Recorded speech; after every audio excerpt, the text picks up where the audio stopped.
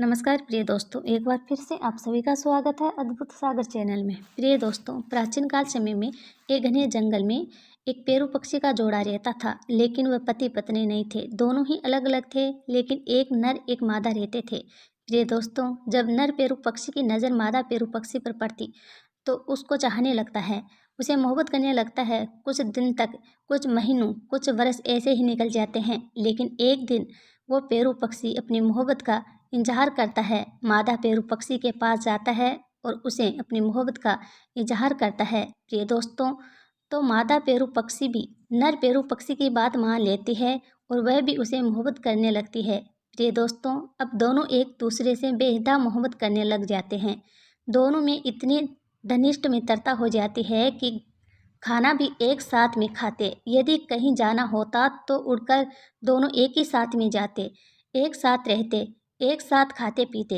अब दोनों इस तरीके से कसम खा लेते हैं कि अब तो मरना जीना एक साथ में ही है, मरेंगे भी साथ में और जब तक जिंदगी रहेगी तो जिएंगे भी एक ही साथ में। प्रिय दोस्तों, दोनों का जीवन बड़ा सुखमय था। दोनों बड़े प्रेम से रह रहे थे। इनके जीवन में किसी भी चीज़ की कोई कमी नहीं थी। कुछ समय प्रेम बंधन में बंधे रहे, पर उसके बाद अब पति पत्नी हो जाते हैं।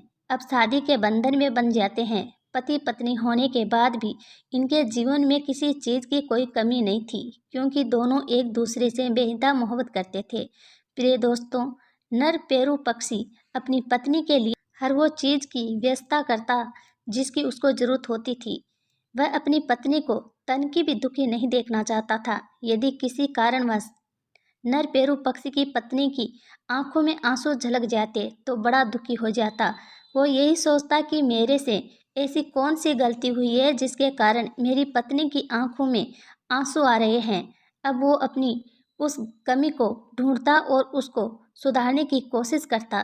प्रिय दोस्तों, इसी तरीके से अपनी पत्नी से बेइंतहा मोहब्बत किया करता था, लेकिन इस तरीके से दोनों एक दूसरे से बेहद मोहब्बत करते।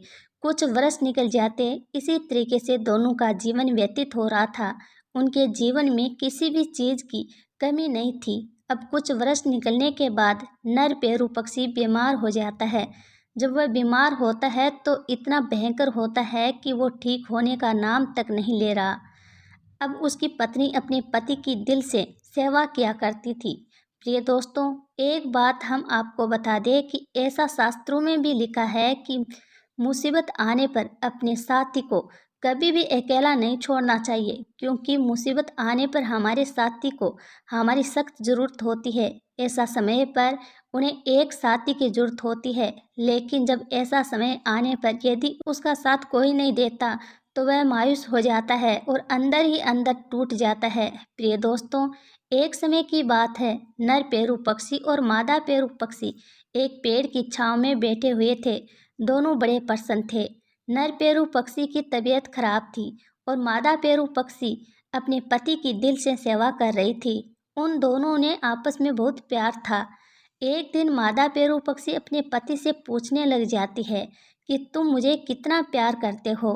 तो नर पेरू पक्षी अपनी पत्नी से कहता है कि मैं तुमसे सबसे ज़्यादा प्रेम करता हूँ।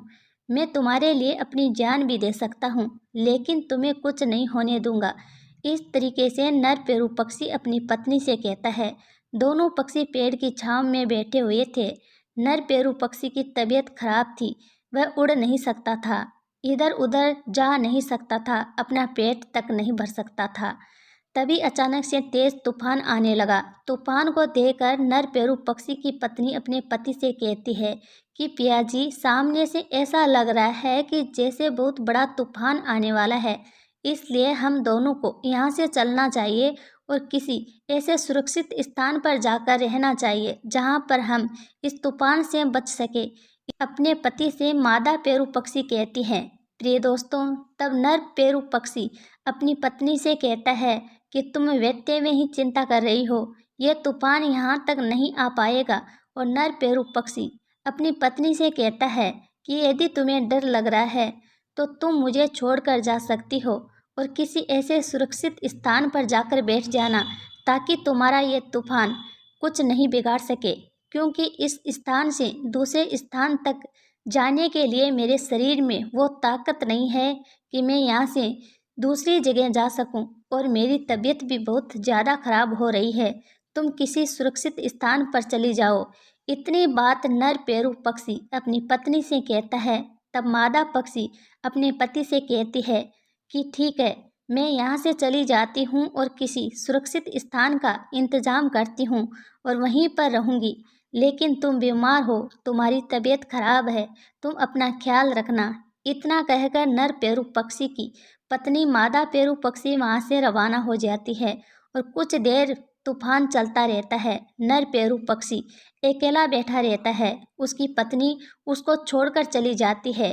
प्रिय दोस्तों, अब कुछ देर बाद जब तूफान शांत होता है तब मादा पेरू पक्षी अपने पति को देखने के लिए उस जगह पर आती है जिस जगह पर वह अपने पति को छोड़कर गई थी। प्रिय दोस्तों, जब मादा पेरू पक्षी अपने पति के पास आती है तो उसका पति खत्म हो चुका था। नर पेरू पक्षी मरा हुआ था और उसी के पास एक कागज़ फटा हुआ पड़ा था। उसमें लिखा था कि काश तुम जाने से पहले एक बार यह कह देती कि मैं तुम्हें छोड़कर नहीं जा सकती, तो शायद तूफान आने से पहले मैं नहीं मरता। इस छोटे से तूफान से तो क्या, मैं बड़े बड़े चट्टानों से भी टकरा सकता था और मेरी कभी भी मृत्यु नहीं होती। लेकिन तुम्हारे जाने से पहले यदि तुम इतना सा भी कह देती कि मैं तुम्हें छोड़कर नहीं जाऊंगी, तो मेरे दिल को थोड़ी संतुष्टि आ जाती। अपने पति को मर्त पाकर मादा पेरू पक्षी चिल्लाती है, रोती है, रुदन मचाती है। लेकिन प्रिय दोस्तों, अब क्या होने वाला था? कहते हैं ना कि मरे हुए कभी जिंदा नहीं होते, चाहे कितना भी जतन कर लो, लेकिन जो व्यक्ति एक बार ख़त्म हो जाता है वो कभी जीवित नहीं होता। प्रिय दोस्तों, ये कहानी हमें ये सीख देती है कि कभी भी किसी को भी विपत्ति आने पर उनको अकेला नहीं छोड़ना चाहिए। बुरे वक्त में एक दूसरे की सहायता करनी चाहिए, क्योंकि हर किसी के जीवन में कभी ना कभी बुरा वक्त ज़रूर आता है। और जब व्यक्ति के जीवन में बुरा वक्त आता है तो प्रिय दोस्तों, वह व्यक्ति दाने दाने के लिए मोहताज हो जाता है। अपने सगे संबंधी उस व्यक्ति के दुश्मन बन जाते हैं। जब व्यक्ति का वक्त खराब आता है और जिस वक्त किसी व्यक्ति का बुरा समय आता है, बुरा वक्त आता है, तो ऐसे समय में उस व्यक्ति को एक दूसरे की सहायता की आवश्यकता होती है। इसलिए हमें एक दूसरे की मदद करना चाहिए।